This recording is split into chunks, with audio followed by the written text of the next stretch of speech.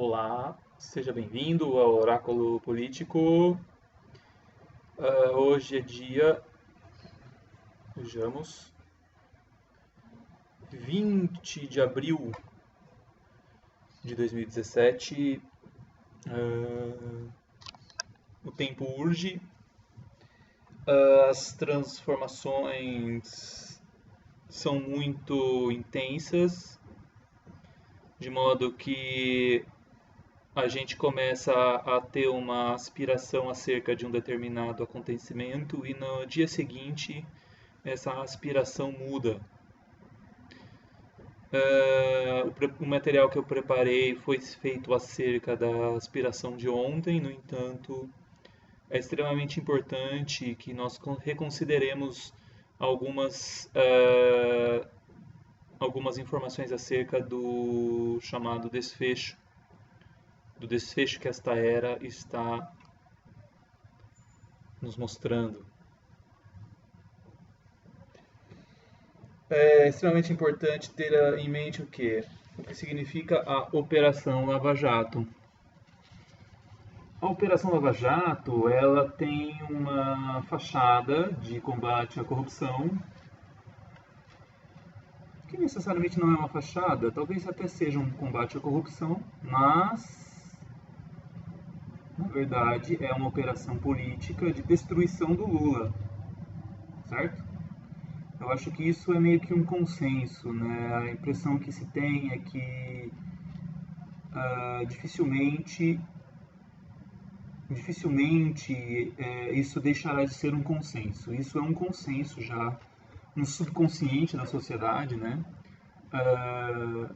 A Lava Jato, ela é um instrumento de ataque a uma força política popular, que é o Lula, e ela está disposta a destruir qualquer coisa que esteja no caminho do seu objetivo.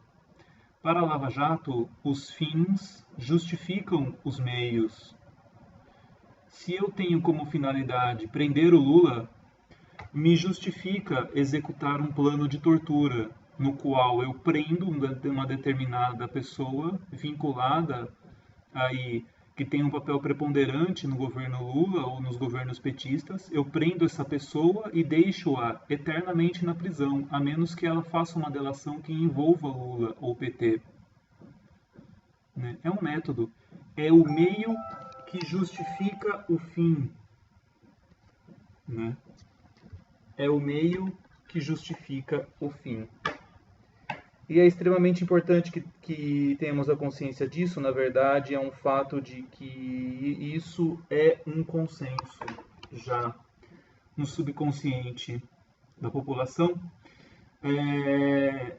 Nesse meio do caminho, todos os elementos que se posicionaram no meio desse caminho, como as empresas nacionais, PMDB, empresas estatais.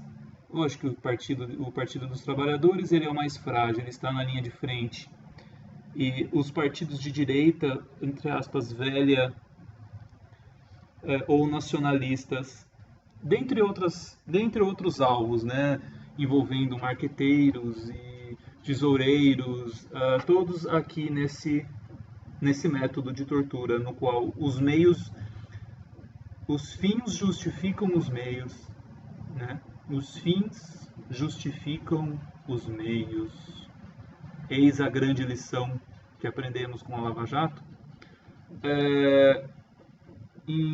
No entendimento, que é extremamente importante que se tenha, o que acontece? A destruição do sonho Lula. Por quê? Porque primeiro é necessário destruir o sonho para depois prender a pessoa que carrega o sonho. Esse é o método. O método é destruir o sonho, porque nós vimos nas reflexões acerca da chamada Era Lula, que está nos vídeos aí do nosso canal, que você precisa assistir. Os vídeos eles estão conectados, então é necessário compreender aí as estruturas narrativas. E a compreensão de que o personagem Lula ele possui a sua a sua estrutura física, mas ele carrega a materialização de um sonho e de uma necessidade de sobrevivência da classe trabalhadora.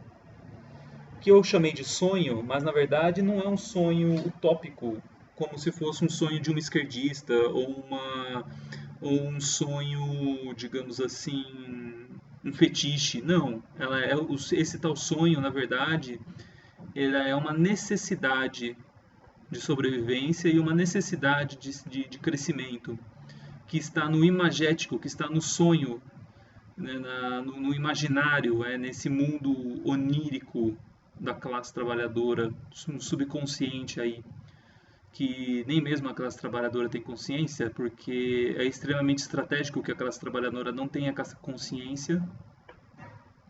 Então, as coisas ficam nebulosas e nós estamos entrando numa era nebulosa, certo? Mas a Lava Jato ela não age sozinha. A Lava Jato ela é apenas uma peça da engrenagem, né? Eu chamei de Lava Jato, mas nós temos que compreender a engrenagem como um todo, né? Que é o quê? Nós temos o quê? Um sistema de destruição de reputações, né? Um sistema de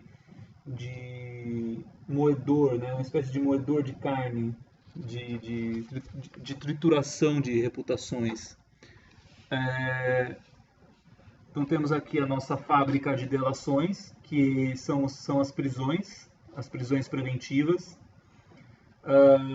Essa setinha com o número 1 é o que? São as torturas, ou seja, o cidadão vai ficar preso, né? É uma tortura psicológica. E aí o juiz Mouro e sua equipe, eles recebem as delações, no caso aqui torturas psicológicas, delações, e ele transmite essas delações por meio de vazamentos ao sistema de vigília, imprensa, que é o quê? Que é a fábrica de destruição de reputações. Por sua vez, nessa setinha 3, o sistema de vigília ele faz uma especulação sobre qual deve ser o próximo alvo da fábrica de delações, que é a Lava Jato. Então, é um ciclo, é uma máquina, né? É uma engrenagem. Desse setor, que é o sistema de vigília, que é a chamada imprensa, sai um grande volume de manchetes sensacionalistas, o terrorismo midiático, terapia de choque, que provoca o quê? Uma amortização do povo. É uma espécie de punição ao povo por eleger o seu representante, que não é aceito pela elite, né? Então, de um modo geral, o que é? É a antena do sistema de vigília exercendo o seu controle mental ideológico acerca da população.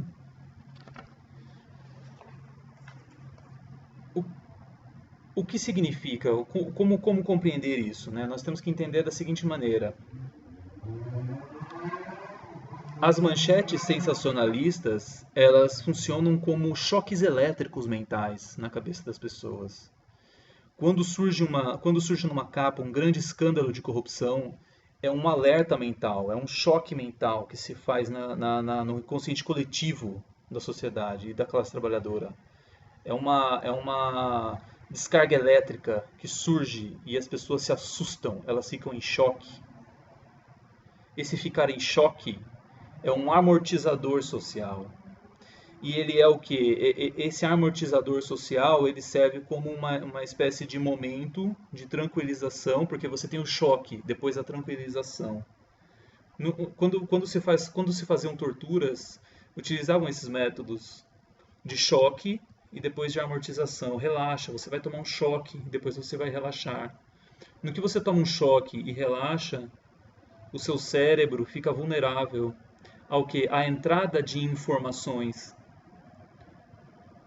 Você toma um choque, depois você é amortizado e o seu cérebro fica vulnerável à entrada de informações. É assim que se faz a lobotomia. O sistema de vigília associado à Lava Jato, associado a esses dispositivos e a esses métodos, são um sistema de Lobotomia, lobotimização da sociedade. É uma grande lobotomia social, uma lavagem cerebral coletiva. Olha que interessante. Se antes tínhamos na frase de Joseph Goebbels, se você contar 1000 vezes uma mentira, ela se torna verdade. E se na manifestação das tentativas que o sistema de vigília brasileiro sobre a sua população, digamos assim, carcerária, né, admitindo que o Brasil é um grande presídio, uma ditadura, esse sistema de vigília incultou um método de uma sofisticação da mentira, ou seja, uma mentira contada 1000 vezes se torna verdade, somado a uma mentira muito sofisticada, muito complexa e sofisticada e cheia de detalhes, se torna verdade, né? Esses métodos, quando eles viram que isso não funcionava com a população continuava exercendo a sua função de eleger o seu líder popular, porque o povo elege líderes populares. É da natureza do povo, da natureza da classe trabalhadora. Esse eleger líderes populares, digamos assim, é uma afronta àqueles que dominam o regime. Quando eles viram que essas coisas não funcionavam, o método da 1000 vezes mentira, o método da mentira complexa e sofisticada, quando não funcionou, eles partiram para a terapia de choque, a tortura social, psicológica. Por isso que os meios de comunicação se tornaram tão poderosos ao longo da era Lula, no intuito de criar um grande instrumento de combate ao povo e às opções do povo. É muito importante compreender isso. É a lavagem cerebral da população. Essa lavagem cerebral da população, ela é o precursor do fascismo. Estamos assistindo à precursão do fascismo. Nós estamos na iminência do colapso, nessa transição de era. Essa transição de era, essa iminência do colapso é o quê? O fascismo. O fascismo é o colapso. O fascismo, ele é o colapso estruturado. Ele é o colapso, digamos assim, em forma sistêmica. Ele é uma grande corrosão do caráter humano. O fascismo é uma grande corrupção do caráter humano. Olha que interessante. Na medida em que os sistemas de vigília incultaram na população e no povo a ideia de que os 13 anos de PT eram anos de corrupção, na verdade, o que a mídia faz é a projeção daquilo que é o comportamento da própria elite. A mídia, o sistema de vigília, faz a projeção no seu inimigo daquilo que é a própria elite, ou seja, aquilo que ela representa. O fascismo faz isso. O fascismo, para se estruturar, ele se projeta no seu inimigo. Ele se coloca, ele joga no seu inimigo aquilo que ele é. Ele joga no seu alvo de destruição aquilo que ele é. Quem está sendo destruído? O PT. Quem está sendo destruído? O Lula. O fascismo joga aquilo que ele é, ou seja, uma essência estritamente corruptora, uma essência altamente corrompida, a corrosão do caráter humano, ele jogou em quem? No seu inimigo, no seu alvo, que é o quê? A vontade da população, a identificação sincera, a identificação honesta do trabalhador com o seu líder. Mas o seu líder popular, um líder que representava de maneira honesta e fiel as vontades do seu povo, da sua classe. Olha que interessante.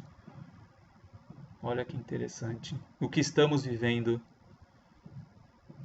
Estamos vivendo a ascensão de um fascismo estruturante, né? Vamos entender isso.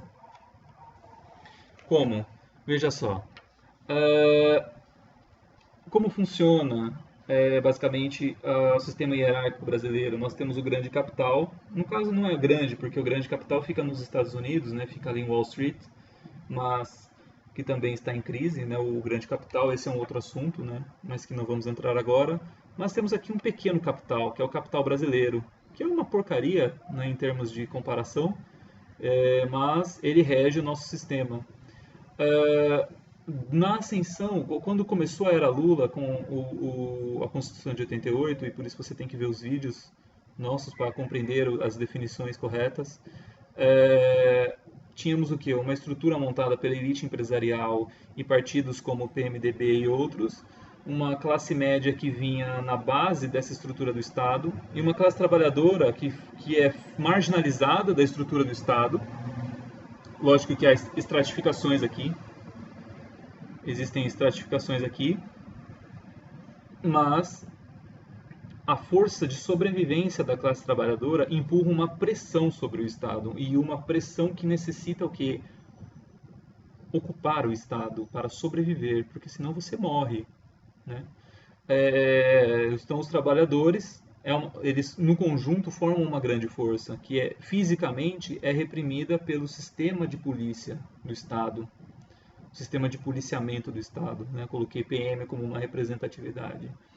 No entanto, com a abertura do vazio de poder originado no final da ditadura militar, em 1988, a classe trabalhadora construiu um instrumento, e o núcleo desse instrumento, o vórtex desse instrumento é o Lula. Esse instrumento era o Partido dos Trabalhadores. Para o quê? Para se lançar ao poder via política, via a representação partidária, via a disputa política. O que acontece? Isso vai esbarrar no poder de vigília, que é o que vai concomitar na relação entre os candidatos opositores ao PT, que são extremamente protegidos pelo sistema de vigília. Bom, isso para dizer o quê? O que significa, o que significa isso? Significa dizer o seguinte, que o tal sonho, a necessidade de sobrevivência e esse sonho é como se fosse uma árvore que sempre renasce, né? Então a Lava Jato vem, destrói essa árvore, né? A operação midiática vem, faz a lobotomia, destrói essa árvore, mas ela vem e renasce de novo. Isso se representa na onde? Nas recentes pesquisas eleitorais. A última pesquisa CNT que surgiu agora, essa semana, mostra o Lula quase vencendo em primeiro turno. Essa é uma grande constatação de que ainda estamos na era Lula. Ainda estamos na era em que o vórtex e o pivô das relações sociais é o Lula. Ainda estamos. Então ainda estamos na era Lula. É o identificador. Olha só que interessante. Não é de hoje, ou seja, a Lava Jato e o sistema de vigília, eles fazem um trabalho longo que se você parar para pensar, existe desde a época que surgiu o Lula, mas ele entrou numa escalada sistêmica com o surgimento da Lava Jato.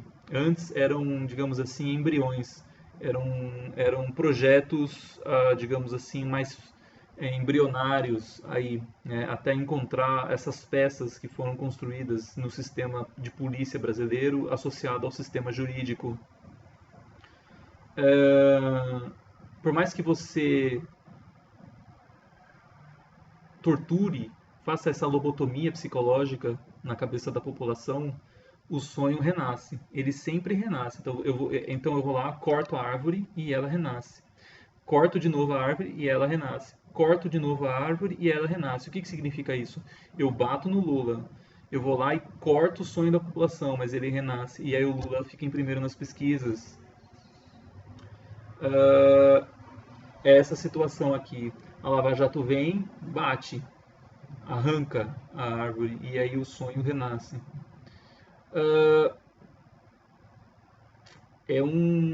Digamos assim, estamos na iminência de um checkmate aí, né?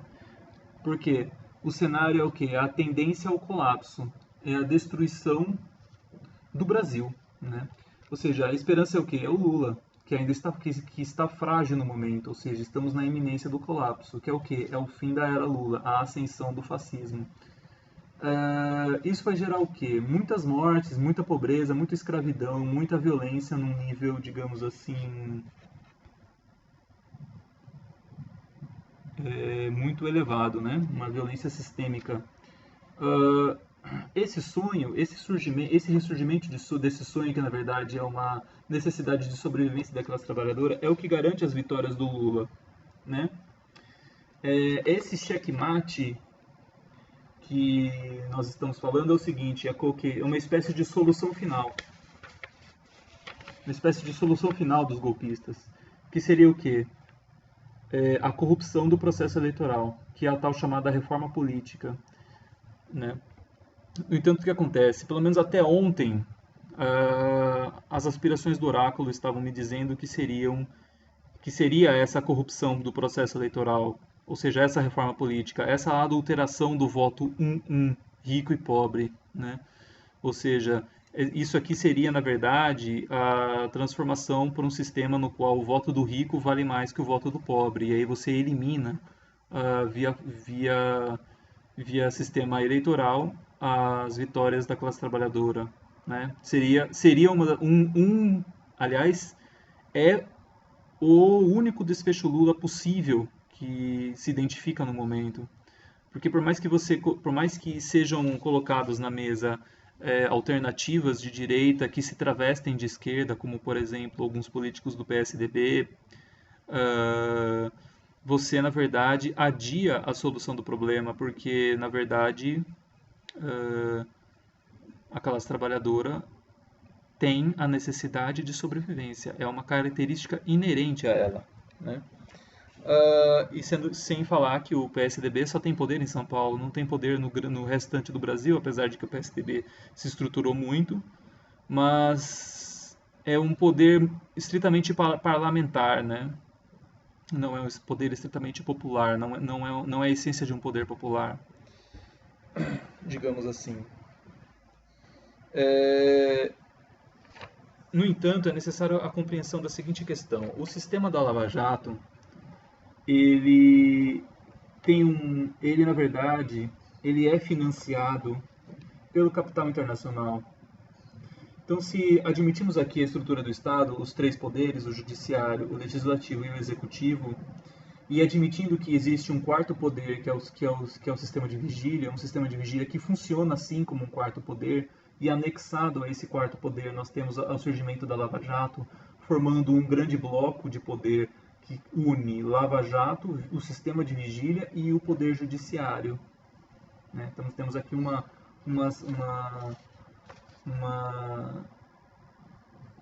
bloco aí desenhado unindo esses elementos. Esse bloco ele tomou o controle do executivo à força via ilegalidade, ou seja, o golpe de 16, e exerce pressão sobre o legislativo. Esses instrumentos eles exercem pressão sobre o legislativo no intuito de eliminar todas as conquistas e eliminar todas as conquistas da classe trabalhadora ao longo da história. Então, ou seja, são retirada de direitos, afastamento do poder popular do poder político, ou seja, é a expulsão do poder popular do poder político. Digamos assim, fragilizando completamente as aspirações populares, né? Que são as reformas, né? A reforma da Previdência, que é uma reforma excludente, a reforma trabalhista, que é uma reforma excludente, digamos assim, a lei de terceirização, que é uma lei excludente, são instrumentos de um novo ciclo de exclusão social. Então, se tivermos 13 anos de um processo de inclusão social, esses dispositivos que pressionam o legislativo acarretam em instrumentos legislativos que culminam na exclusão social, ou seja, a retroalimentação desse modelo. Ou seja, é uma espécie de instrumento de polícia, né? Ele funciona como um instrumento de polícia, ou seja, de afastamento dos direitos e do poder popular do poder político, né? Nesse sentido, existem outros instrumentos importantes que esse bloco ele cria na sociedade através da lobotomia, né? da lavagem cerebral, um mito, né? Um mito no combate à corrupção, né? ou seja, o combate à corrupção vai melhorar tudo. Na verdade, o mito do capital internacional, né, de que o capital internacional vai melhorar tudo, de que o livre mercado vai melhorar tudo, e o mito do fim da corrupção, né? Essa situação de exclusão social que fomenta um novo ciclo de marginalização da classe trabalhadora, vai gerar muito desemprego, que é o que está acontecendo, que vai culminar em pobreza, e a tendência a um processo de escravidão, né? Tudo isso é um grande processo de vulnerabilidade social que está surgindo. Evidentemente que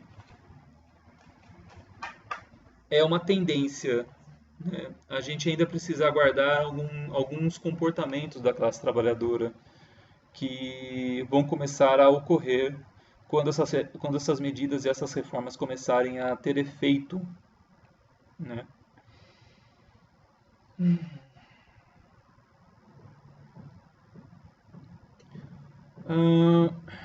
Creio que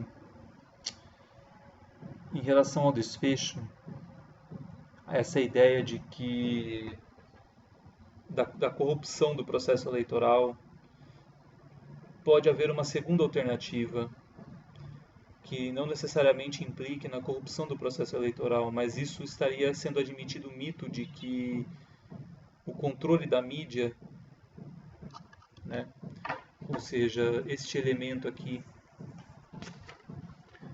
o mito no controle da mídia. Ou seja, a ideia de que o controle da mídia ele vai surtir efeito, como se a população realmente fosse ficar lobotomizada, fosse ficar completamente dominada mentalmente, né?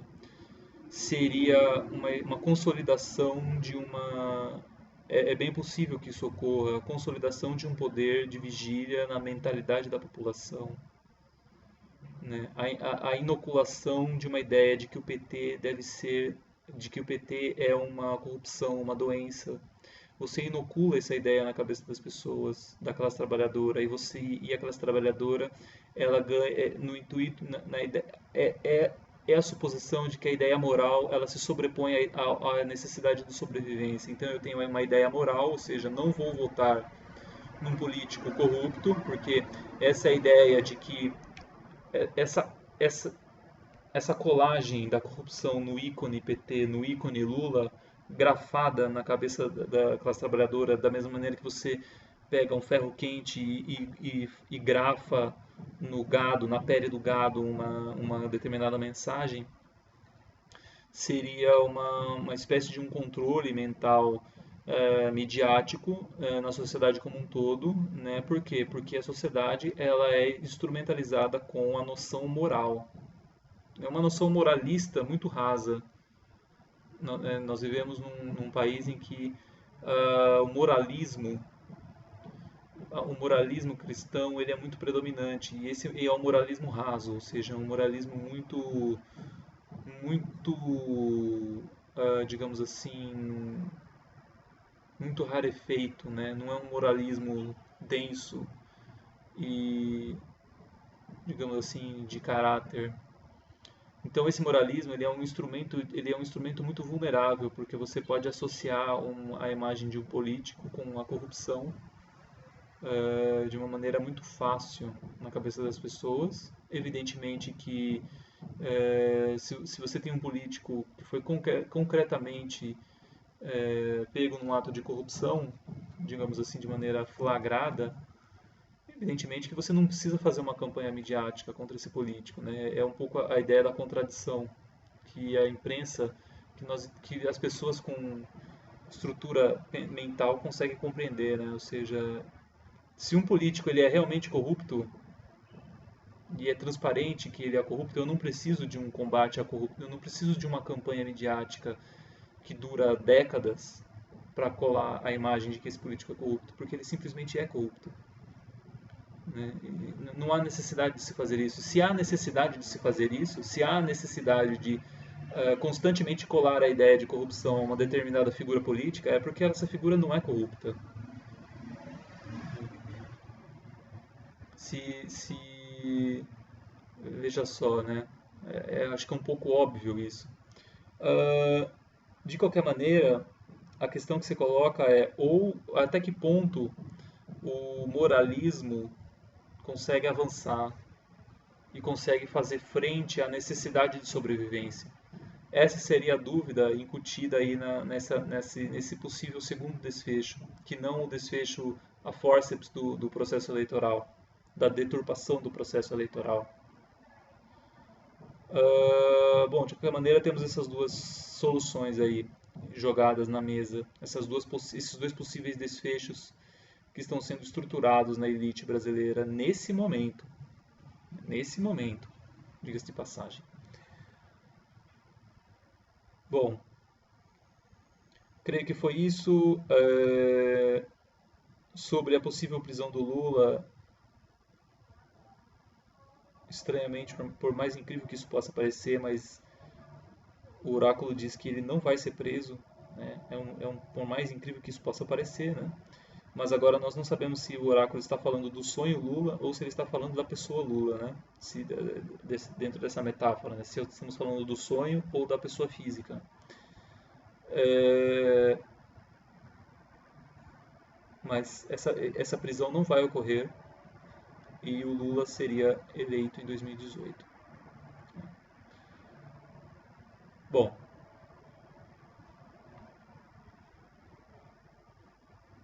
até a próxima.